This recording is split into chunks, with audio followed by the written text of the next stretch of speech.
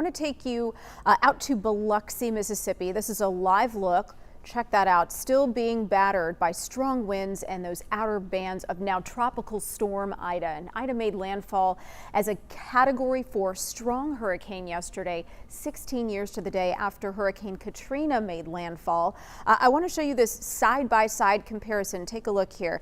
This is a stressful, traumatizing experience for people who are going through this, right? Another powerful hurricane 16 years later. And today we're going to get a better look at the destruction left behind, of course, by Ida. But from the video, you can see just how intense this storm is. This morning, about 1 million people are waking up in the dark without power, including pretty much all of New Orleans at this point. As our Cleo Green has let us know this morning, cell phone service also taking a hit. So if you're trying to reach out to a loved one in Louisiana, do keep that in mind.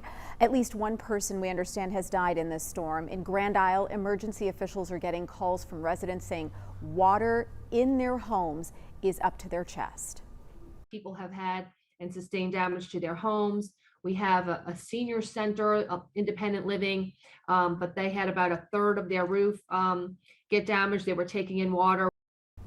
Now, all of this is happening in an area hard hit by COVID. Hospitals in New Orleans filled with COVID patients are running on backup generators at this point. The largest health system in Louisiana has been forced to evacuate 66 patients from 2 hospitals. Mark? As it always does in emergencies like this, FEMA is mobilizing to help the victims of what is now Tropical Storm Ida, with hundreds of emergency responders in place to respond to whatever the state needs. I want to say good morning to John Mills with FEMA, who joins us now with more on the response to Hurricane Ida, now Tropical Storm. John, the sun just now coming up over New Orleans. What do you expect to find this morning? Mark, good morning, and thanks for having me. FEMA is here to support the state of Louisiana and local communities. We are very focused today on life-saving and life-sustaining operations. We have urban search and rescue teams positioned in the heavily impacted areas. We're going to be working with those urban search and rescue teams to support the efforts of local and state responders in the area to save lives and sustain lives. So that not only means rescues, but also providing emergency food and water to any of the shelters that may need additional supplies. We have people in New Orleans right now in close coordination with the city of New Orleans. And we have also representatives at the State Emergency Operations Center in close communication with the governor. So as we get requests from the state of Louisiana and as requests come in from the hard-hit parishes to the state, FEMA stands ready to coordinate across the entire federal government to support those requests. The lack of electricity, as we've seen, 1 million people across southern Louisiana without power. How big of a challenge does that present cleanup and recovery efforts? We're coordinating across the entire federal government. So we're talking about the U.S. Army Corps of Engineers, Department of Transportation, Department of Energy, and a wide variety of other federal agencies to support power restoration efforts, emergency communications restoration. Also, we're very closely looking at healthcare, medical systems, hospitals, any that need to be evacuated, and how to take care of those patients to support local and state responders to save as many lives as possible.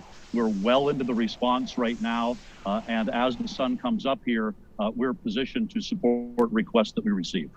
Obviously, this is happening in the middle of a COVID pandemic. How much is that complicating your efforts? FEMA's been closely coordinating a lot of the federal response in partnership with the Department of Health and Human Services and the CDC to COVID for 1.5 years now. So we take safety protocols ourselves, and we're very mindful of dangerous conditions with respect to COVID. So we implement those protocols as part of our response. John Mills with FEMA, thank you for your time and your service this morning. Good luck with those efforts. Thanks, Mark, for having me. Of course, along with FEMA, we've told you about some other local organizations sending help to Louisiana. Let's get it up to Kara Sewell, who is with one of those organizations right now. Mark, we have seen volunteers start to come in about 6 o'clock this morning, and now luggage is piling up behind me. Texas Baptist Men are going to be sending a crew down, their first wave of about 45 volunteers in the next hour, and we are going to be here when they roll out. There are a lot of organizations that are heading down right now. World Vision is also going to be helping. We mentioned those to you earlier, but North Texas is also seeing a lot of people come this way as well. Suzanne Bruner with us this morning to talk about the evacuees who have come to North Texas, many of them with families, some of them just trying to find a hotel to stay in after they had to evacuate.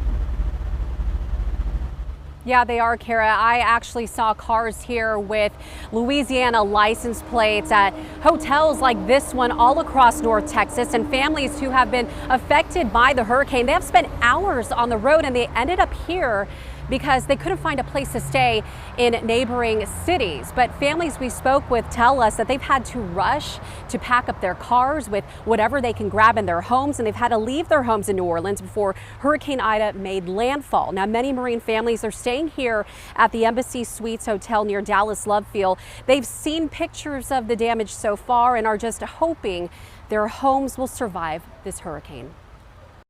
We left all of her labor delivery, all of her ultrasounds, all of like those memory kind of stuff. Houston was the closest bigger area that we could go to get out of the way, but there was not a single hotel that had rooms.